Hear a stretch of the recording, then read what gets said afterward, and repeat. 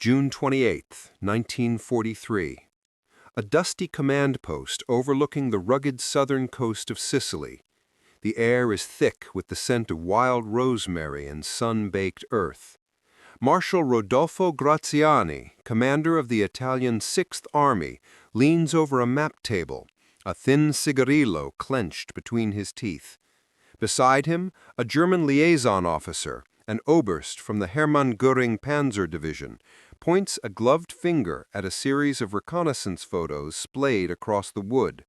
The images, taken from high altitude, show vast airfields in Allied-held Tunisia packed with aircraft. But it's not the bombers or the fighters that draw the officer's attention. It's the other things.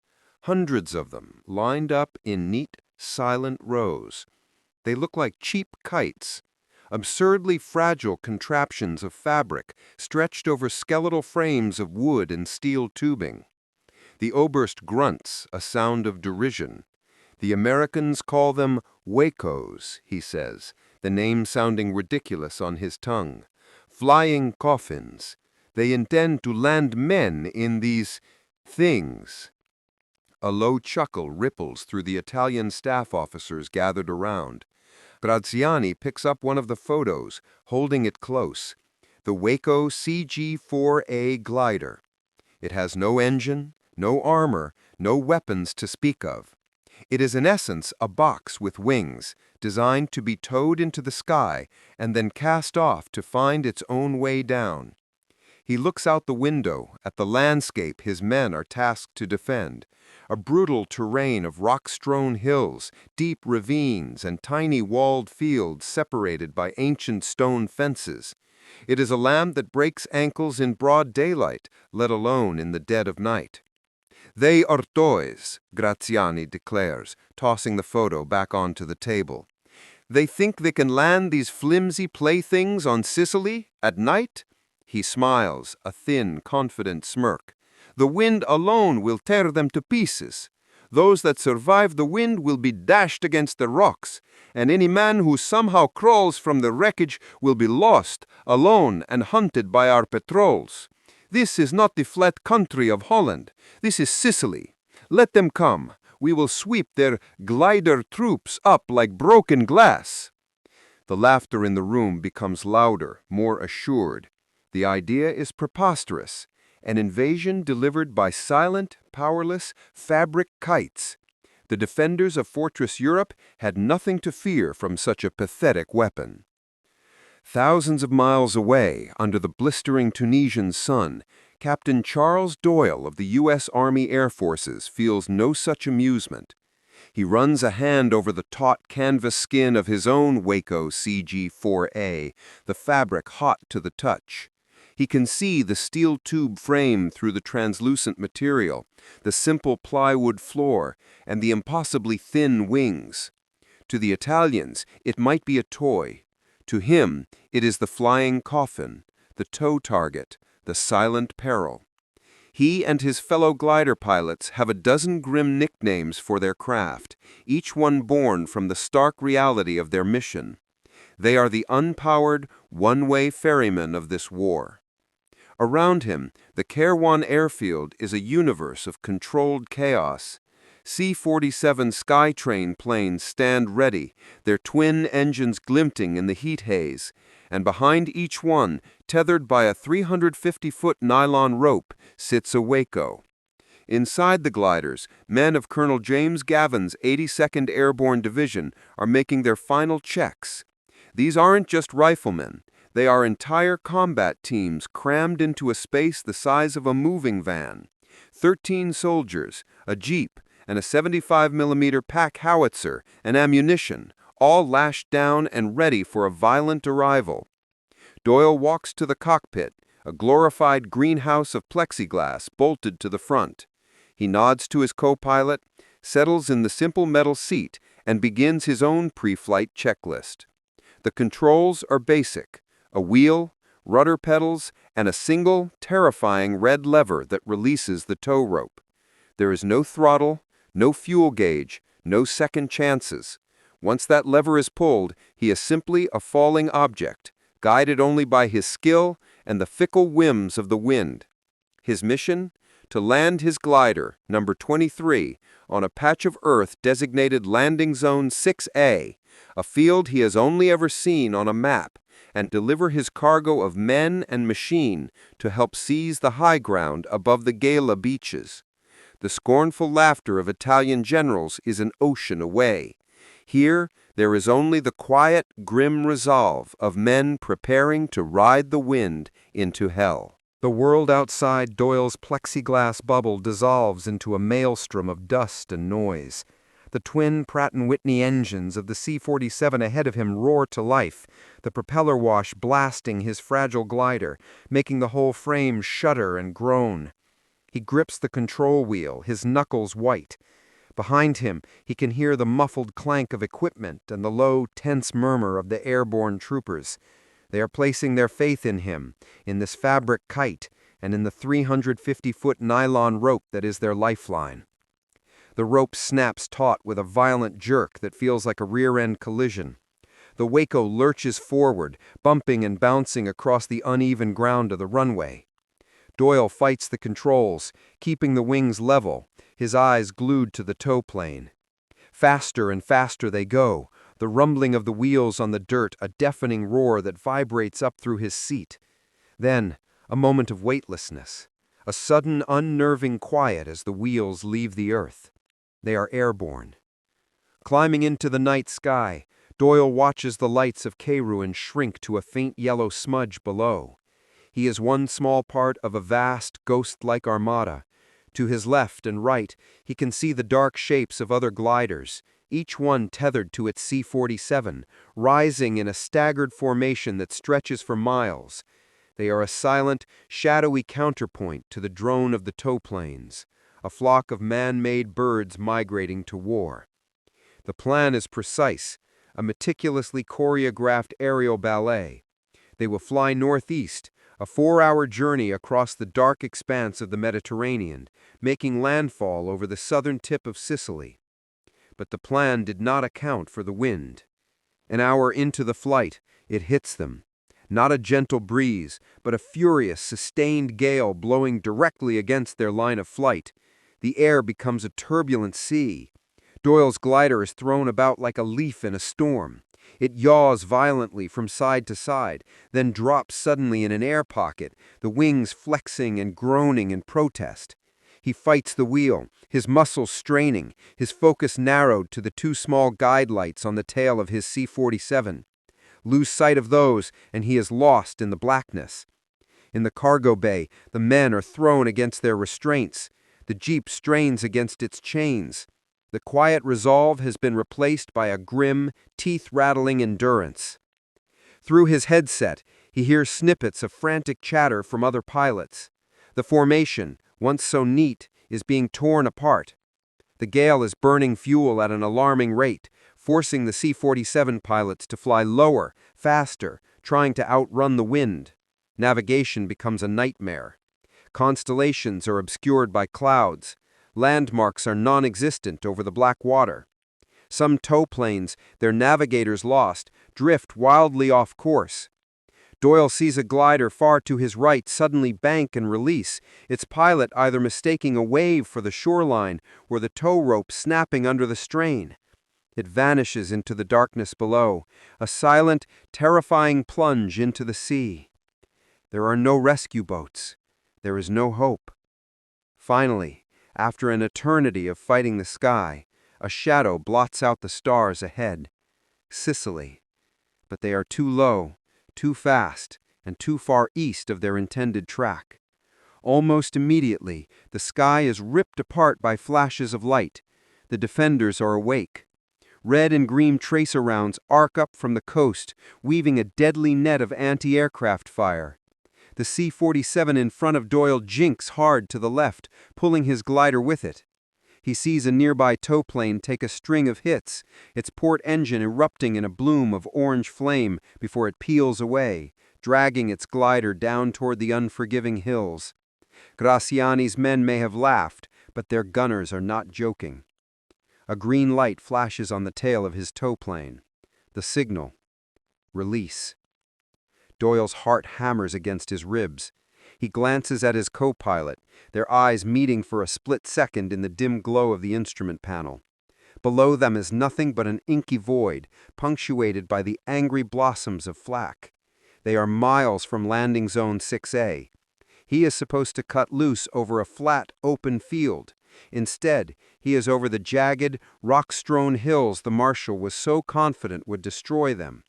But the C-47 is already banking away, desperate to escape the flak. To stay on the rope is to be dragged to certain death. He has no choice. With a prayer on his lips, Captain Doyle grabs the red-painted lever and pulls. The moment the tow rope releases, an unearthly silence descends. The roaring drone of the C-47's engines vanishes, replaced by the high-pitched whistle of wind rushing over the Waco's fabric skin. For a heart-stopping second, Doyle and his glider are suspended in the night, no longer pulled, but not yet falling, a ghost floating between the flak-torn sky and the hostile earth. The silence is more terrifying than the noise.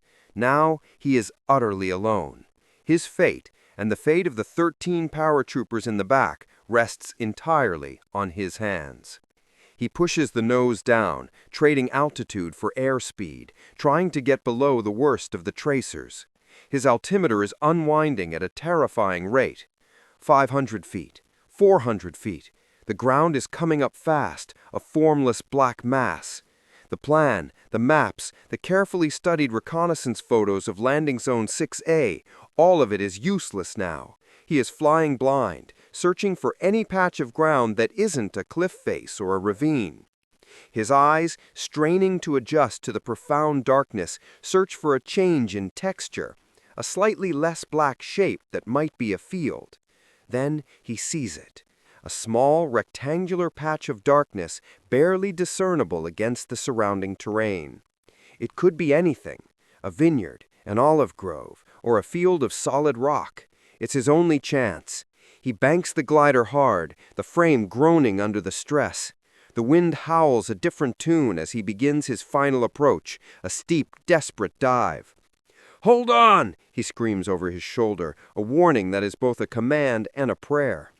He can hear the paratroopers bracing themselves, the sounds of metal scraping on metal as they lock their arms and legs for impact. The ground rushes up. He can now make out the skeletal shapes of trees at the edge of the field. And something else. A crisscrossing pattern of low, dark lines. Stone walls. The ancient stone fences Graziani had seen as an impassable barrier. Doyle realizes with a jolt of cold dread that his chosen landing zone is a tiny, walled-in paddock. There's no way to land, only to crash. He has seconds to make a decision. He can try to stall the glider and pancake into the middle, hoping to drop between the walls, or he can aim for one of the walls head-on, using it to absorb the impact and stop them before they hit the far side. He chooses the wall. Better a sudden stop than a cartwheeling disaster. He pulls back on the yoke, trying to bleed off as much speed as possible, aiming the nose just above the top of the stone barrier. The stall warning horn blares, a pathetic, high-pitched scream in the dark.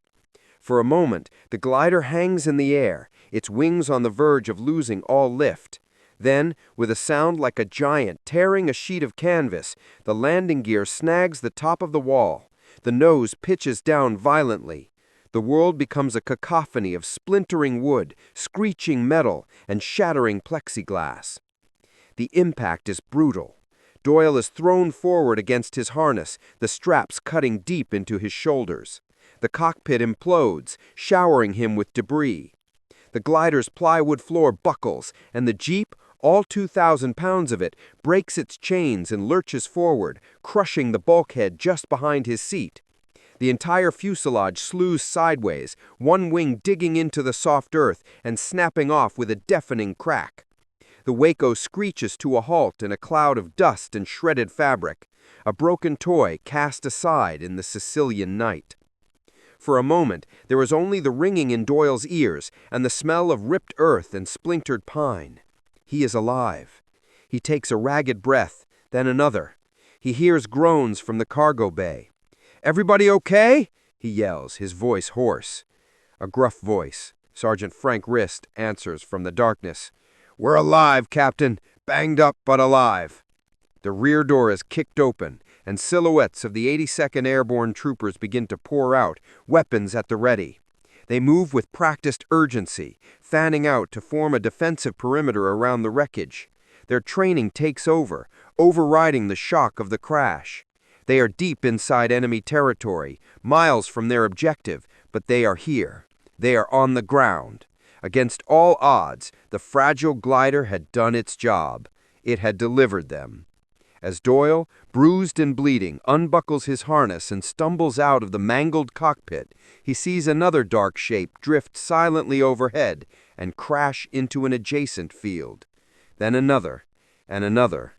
The scornful laughter in Graziani's command post was about to die in a chorus of splintering wood and American war cries. Colonel James Gavin lands hard. His glider, like so many others, is torn to shreds by the unforgiving terrain. He emerges from the wreckage with a fractured ankle, the bone grinding with every movement. But there is no time for pain. He is the commander of the 55th Parachute Infantry Regiment, and his men are scattered across a 20-mile radius of hostile darkness. The meticulously planned assault on specific bridges and crossroads has devolved into a chaotic free-for-all. Communications are down, units are fragmented. The wind has turned his airborne assault into a dozen isolated skirmishes. Gavin ignores the fire shooting up his leg and begins to gather the men around him. A handful from his own glider, a few more from another wreck 100 yards away. He finds a lieutenant from the 307th Engineer Battalion. In total, he has a mixed force of about 20 men. He looks at his map under the faint glow of a shielded flashlight. They are miles from their primary objective, the high ground known as Piano Lupo. But nearby, a lesser-known but still vital artery crosses the Acate River, the Ponte di Riolo Bridge. If the Italians or Germans could rush tanks across that bridge, they could shatter the Gela beachhead, where the 1st Infantry Division was scheduled to land at dawn. "We're taking that bridge," Gavin declares, his voice low but firm. The objective has changed, but the mission has not. Sow chaos, disrupt the enemy, and hold key ground. Armed with rifles, a few submachine guns, and a bazooka scavenged from a splintered crate, this small ad hoc band of paratroopers and engineers sets off into the night. Every shadow could be an enemy patrol. Every dog's bark could give them away. They move through olive groves and vineyards, the sharp pain in Gavin's ankle a constant, grinding reminder of their desperate situation. They reach the bridge just before dawn. It's a simple stone structure, guarded by a concrete pillbox on the far side. Italian soldiers are milling about, smoking cigarettes, completely unaware of the phantom army that has fallen from the sky. Gavin's men slip into position. The bazooka team crawls to a ditch offering a clear line of sight to the pillbox. The riflemen spread out along the riverbank. On Gavin's signal, the night erupts. The first bazooka round slams into the pillbox, the shaped charge blowing a hole through the concrete and silencing the machine gun inside. Simultaneously, Gavin's riflemen open up, a disciplined volley of fire that cuts down the shocked sentries on the bridge. The Italians, roused from their complacency, scramble for cover, returning fire wildly into the darkness. But the paratroopers of the 82nd are masters of night fighting. They are shadows with M1 Garands, moving and firing, creating the illusion of a much larger force. Within minutes, the remaining defenders break and flee into the countryside. The bridge is theirs. As the sun begins to rise, casting a pale light over the Sicilian hills, the true cost of the glider invasion becomes clear. The landscape is a graveyard of Wacos. Some are pancaked in fields, others wrapped around trees or shattered against stone walls. Many are simply gone, swallowed by the Mediterranean. But from these wrecks, small groups of determined men are emerging, just like Gavin's. They are leaderless, lost, and far from their objectives, but they are soldiers. They hear the sound of distant fighting and by instinct move towards it. A squad here, a platoon there, they begin linking up, forming impromptu combat units and attacking whatever enemy they find. An Italian patrol sent to investigate reports of strange noises stumbles upon Captain Doyle and his men, who have managed to wrestle their jeep from the wreckage of their glider. A short, brutal firefight ensues. Further north, a group of 50 paratroopers, assembled from 6 different gliders, ambushes a convoy of Italian supply trucks, setting them ablaze and blocking a key road. Marshal Graziani's headquarters is inundated with panicked reports. Paratroopers are everywhere. They are attacking crossroads, cutting communication lines, blowing up ammunition dumps. The reports are contradictory and exaggerated. A handful of men becomes a platoon a company. The scattered, fragmented nature of the landing, which should have been a catastrophic failure, has become a psychological weapon. For the Italian defenders, it seems as if the entire sky has opened up and rained down Americans. Their scorn has turned to fear, and their defenses are beginning to crack, not from a single powerful blow, but from 1,000 small cuts. The sun climbs higher, and with it comes the German response. Unlike their Italian allies, the officers of the Hermann Göring Panzer Division do not panic. They assess, they consolidate, and then they attack. From the west, a column of Panzer IV tanks and armored personnel carriers rumbles down the road toward the Jella beachhead, their objective to drive the newly landed American infantry back into the sea. Their path takes them directly toward Ponte di Rio. At the bridge, Colonel Gavin and his small band of defenders hear the approaching engines long before they see the tanks. The sound is a deep, mechanical growl that vibrates through the soles of their boots. They have no anti-tank guns, only the one bazooka with a handful of rockets and grenades. They are infantrymen, armed to hold ground against other infantry, not to face down a panzer assault. Gavin positions his men, scattering them in ditches and behind the stone abutments of the bridge. The bazooka team takes up the best concealed position they can find. There will be no surrender. They will hold the bridge or die on it. The 1st Panzer IV clatters into view, its long 75mm cannon menacingly traversing from side to side. The tank commander, visible in the open hatch, scans the area with binoculars. The bridge appears quiet, deserted. He signals the column forward. As the lead tank rumbles onto the stone span, the world explodes. The American bazooka team fires. The 3.5-inch rocket streaks across the short distance and slams into the tank's side armor. It's a good hit, but not good enough. The rocket detonates against the thick steel plate, scarring the paint and rattling the crew, but failing to penetrate. The tank's turret immediately swivels toward the muzzle flash. The main gun roars, and a high explosive shell obliterates the ditch where the bazooka team was hidden.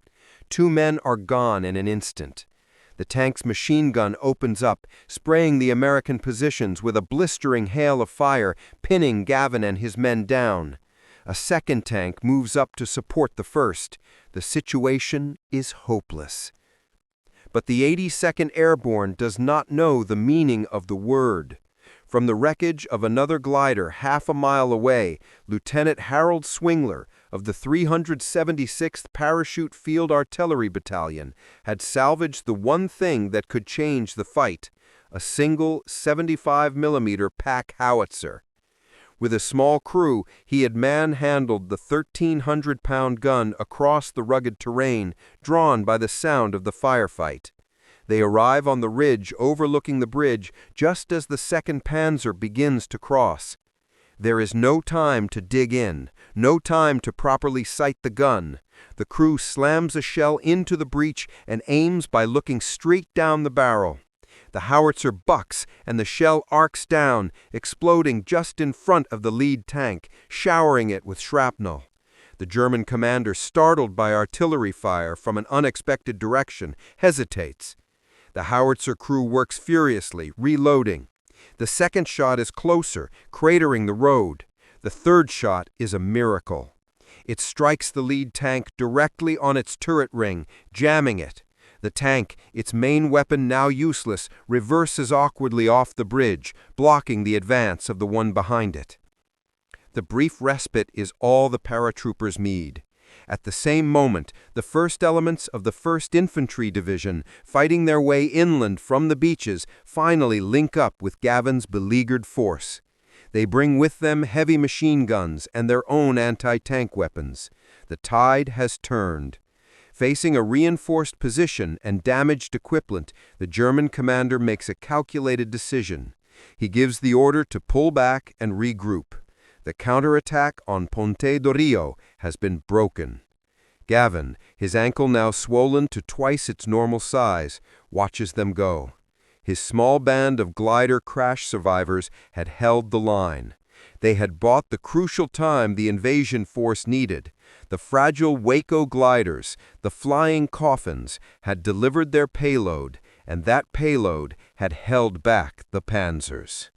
Marshal Graziani's laughter had been silenced by the stubborn, bloody courage of the men he had so casually dismissed.